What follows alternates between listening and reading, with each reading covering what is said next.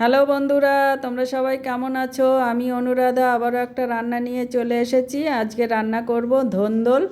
এটাকে কেউ নেনুয়া বলে, কেউ ধন্দল বলে, আমিও সঠিক জানি না। তোমরা কে কী বলো জানিও। আমি এগুলো ছাড়িয়ে কেটে নেব।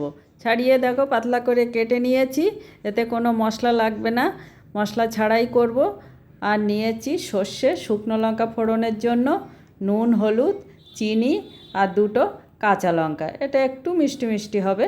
এবার কড়াইতে রান্না করতে সর্ষের তেল দিয়ে দেবো, আর গরম হয়ে গেলে দিয়ে দেবো ফোড়ন, সর্ষে আর শুকনো লঙ্কা ভেজে নিয়ে এবার দিয়ে দেবো সেই ধন্দলগুলো, আর নুন আর হলুদ দিয়ে ভালো করে এটা নাড়াচাড়া করে নিয়ে এটাকে হতে দিতে হবে।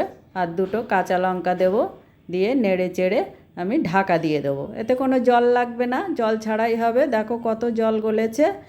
এবারে একটু চিনি দিয়ে দেবো। চিনিটা দিয়ে এই জলটাকে পুরো শুকিয়ে ফেলতে হবে। শুকিয়ে নিয়েছি, দেখো তেল ছেড়ে দিয়েছে। এবারে এটাকে নেড়ে চেড়ে নামিয়ে নেব। আমার রেডি হয়ে গেছে ধন্দলের রেসিপি।